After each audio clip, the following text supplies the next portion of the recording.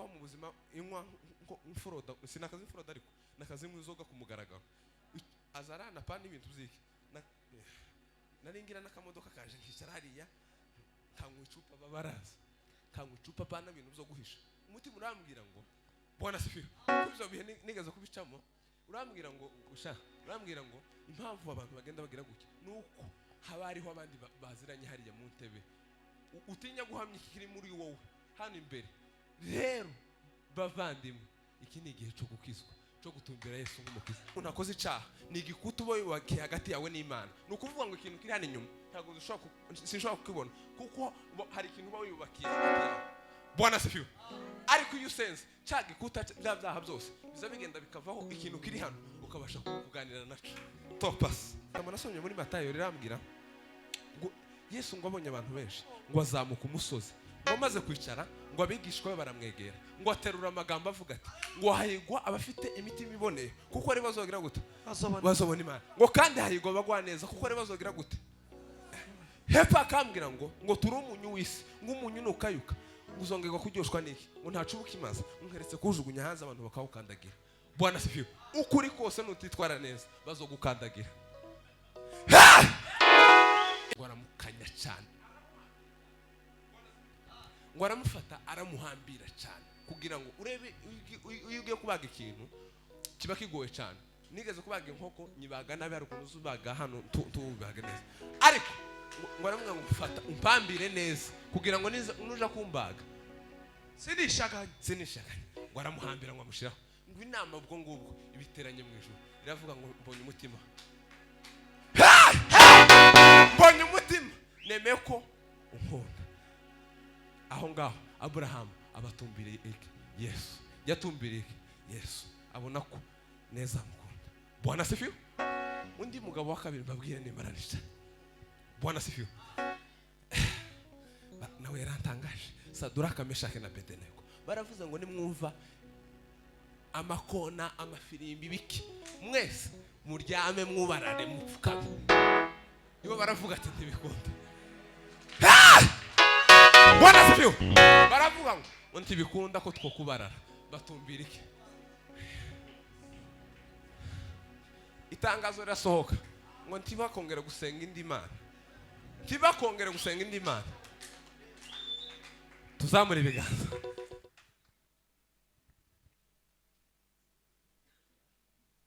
Yesu ashimwe kashima Imana nimara babwiriza kubera ko burakeye tureke Revera bwiriza sibyo saba ngwino data ngwino nawe wari utarakora kuri keyboard shima Imana kuba yatukwemera tukaza guterana Imana mwijishimwe ico ni cyambere cya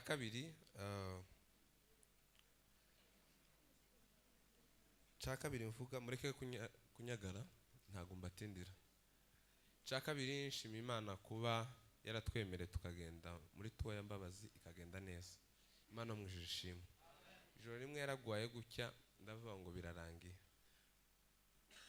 haza abayumbe n'abana beza bakazamukura bijya yavuze amenyo hano mu bitugu babaza abamuzima ndavuga ngo Mana ushimwe ko tutasha amahoro cyo kintu kinkoraho kendi kintu ndashimira kuba nagiye hombereho Revera Kofi akansanga uyu ni umubyeyi wanje inshuti yanje Imana mwijurweza umugisha ko tubana niwo muntu tubana 24/24 uvuga ngo tuba dutandukana tugiye kuryama rero Imana mwijurweza umugisha nezerewe abarevera baraha jewe nta kibazo ngirana n'umuntu mukuru kandi ni umuntu ugira discipline sindiye discipline hari umuntu uheza microphone yaje kuvuga ikintu abantu bose bakifata mu mutwe rero ndabubaha kujya mbubaha ndabanezerewe kubona Revera wa hano yantumye mu gitondo hano nanege gutora urupapuro kugira ngo tubone ariko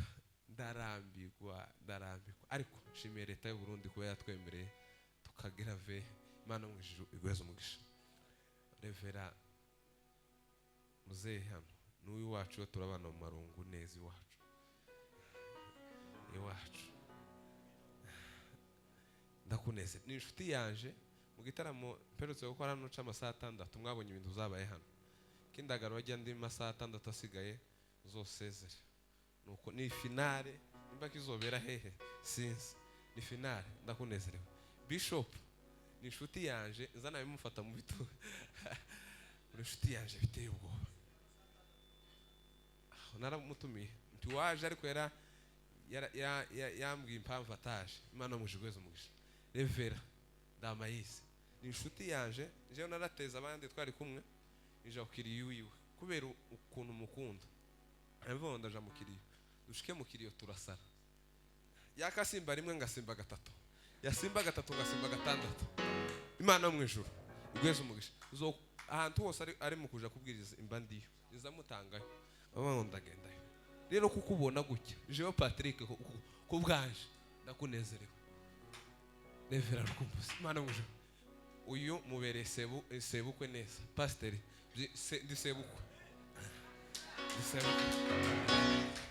disebukwe inshuti zanje mwese Imana mu ijuru baheze umugisha haleluya kantange haleluya imwe nimara vuga indi 5 nimara nicara dutange haleluya rero haleluya efite teme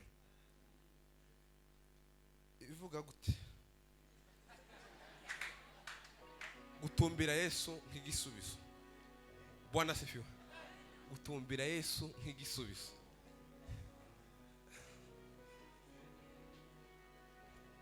gutumbira Yesu nk'igisubizo baba wagweze mikrofone gatoya nimara nisha uvuge ngo nanumbira gusa ibiri Yes. Asubira kuryo ari kuvuza Benjamin. Aho gusa. Tuva aho ngaho nimara nivuze.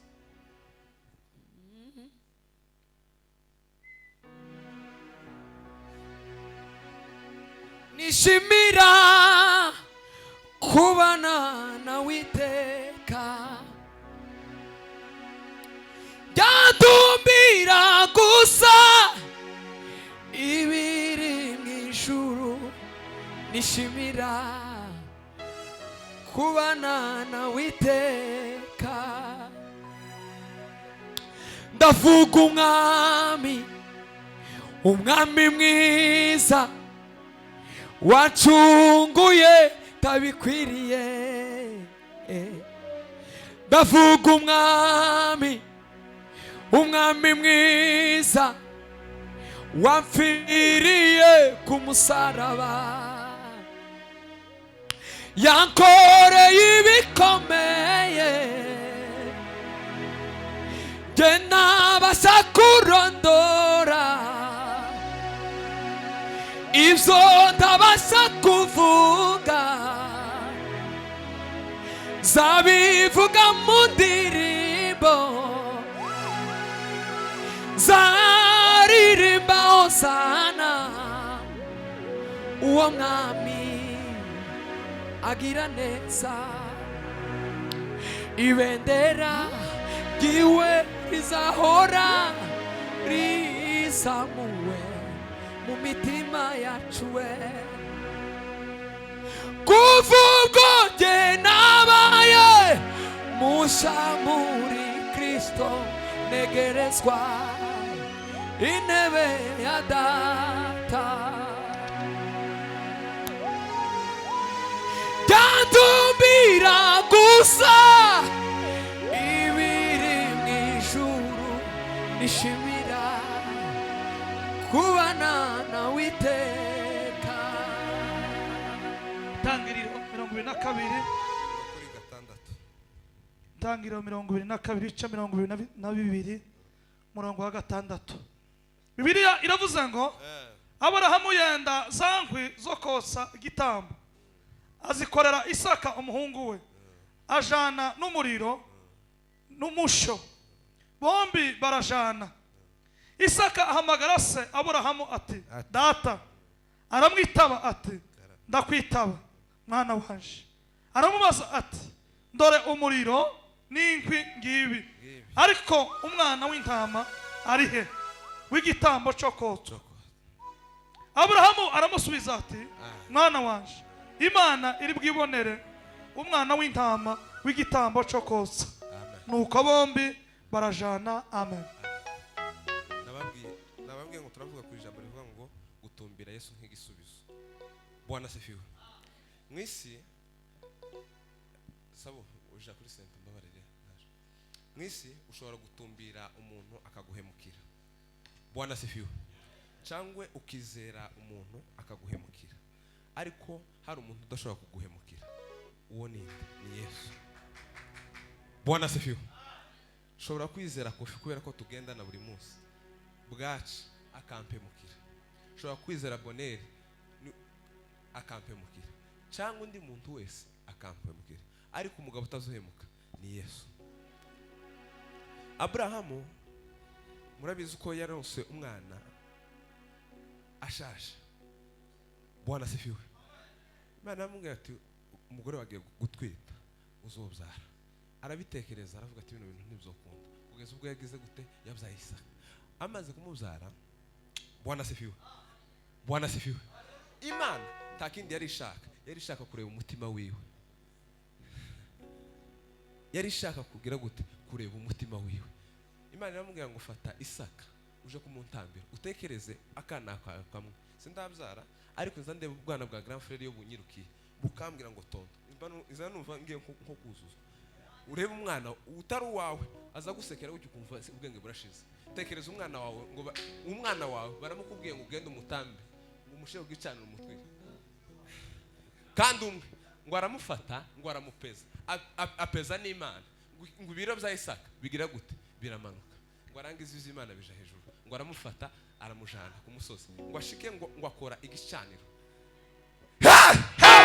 ashike ngo akora igicaniro ngo arangize ngo afata ngo bari mu rugendo hari commentaire nasomye. Bwana asifiwe.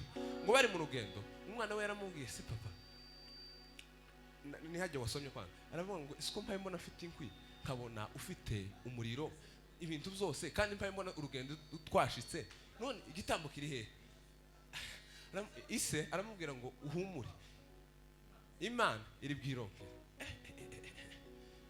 Yaho hariho examen question ikomeye ati Imana iri bwironkera ngo aragenda ngo narasomye Bibiliya irambwira ngo bagiye gushika ngo gicaniro yabwiye ngo baja biyo ngo mwe musigaye hano ngo mejanye n'umuhungu wanje yanga kujana nawe abanza yamajana n'umuhungu wiwe gusa ashike ngo atambe gicaniro ngo arangize ngo aramufata. Soma commentaire kuri Google yico gitabo cy'itangiriro cyarambwiye ngo Bwana asifiwe. Cyarambwiye ngo ise ngo yaramufashe ngo aramukanya cyane ngo aramufata aramuhambira cyane kugira ngo urebe iyo ugiye kubaga ikintu kiba kigoye cyane.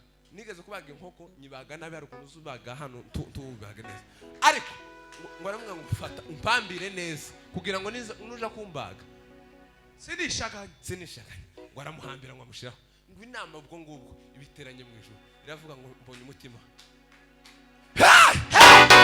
mbonye umutima nemeye ko unkunda. Aho ngaho Abrahamu abatumbiriye Yesu yatumbiriye Yesu abona ko neza mukunda. Bwana asifiwe. Undi mugabo wa kabiri mbabwire nimaranisha. Bwana asifiwe. Nawe yarantangaje Saduraka Meshake na Abedenego baravuze ngo nimwumva amakona amafirimbi biki mwese muryame mwubarare mupfukame. Nibo baravuga ati ntibikunda. Bwana asifiwe. Baravuga ngo ntibikunda ko twokubarara batumbira iki. Itangazo rirasohoka ngo ntibakongera gusenga indi mana ntibakongera gusenga indi mana. Tuzamura ibiganza. Bwana asifiwe. Undi mugabo wanyuma Daniel aravuga ngo ahantu twabonera Daniel numbasengesho gusa tahandi twamushakira abantu bazagushakira he. Baravuga ngo tahandi mu gitaramo gusa ati mugende itangazo rirasohoka ako bagizi banabi babaho bamavuga ngo ntakabwira umuntu uzongera gusenga. Barabiyafisha hanze amatangazo amaradiyo baratangaza televiziyo baratangaza baravuga ngo ntagira indi mana izongera gusenga ariko yamahakana atumbira iki Yesu. Aravuga ngo nta kindi kintu notuma atumbira Yesu ngo kugeza ubwo yagiye bamuta mu rwobo rw'intare ngo bamutaye Imana ari kumwe naye. Kofi haguruka. Imbogamizi zotuma udatumbira Yesu, imbogamizi zotuma udatumbira Yesu, ikintu ca mbere ni icyaha. Igihe cyose uzokora icyaha uzomenye ko nta Yesu uzotumbira, tuzotumbira Yesu tibikunda. N'umusambanyi Lord evas Bwana sifiwe, tibikunda ko ushobora gutumbira Yesu. Bwana sifiwe, akonda nezero Patrick. Bwana sifiwe. Icyaha nico kintu kiza gukuraho ubwiza, abantu bose baza bakureba. Icyaha yibaza icyaha, abantu bose bazakureba bakamenya ko uri intama. Ico ni ikintu ca mbere. Ikintu ca kabiri ngo ubwibone. Bwana sifiwe. Iyo ugize ubwibone bwinshi ukaza ugenda ukavuga ati jewe ndashoboye bino bintu ndabigize, papa uzuja down. Ikintu ca gatatu kwiyumva, kwiyumva ababandika bandi. Ikintu ca kane kwirata. Hari abantu uzugira Samire kuri rimikaje ukaza wumva ufite isi, ukaza wumva ufite isi. Tuza senga. Bwana sifiwe. Bwana sifiwe. Tuza.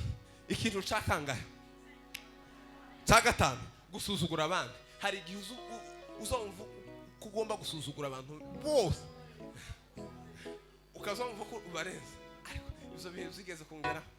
Imana yacu n'umugenga w'ibihe, menya byose n'ibitarabaho, kandi igenera umuntu wese ibimukwiye.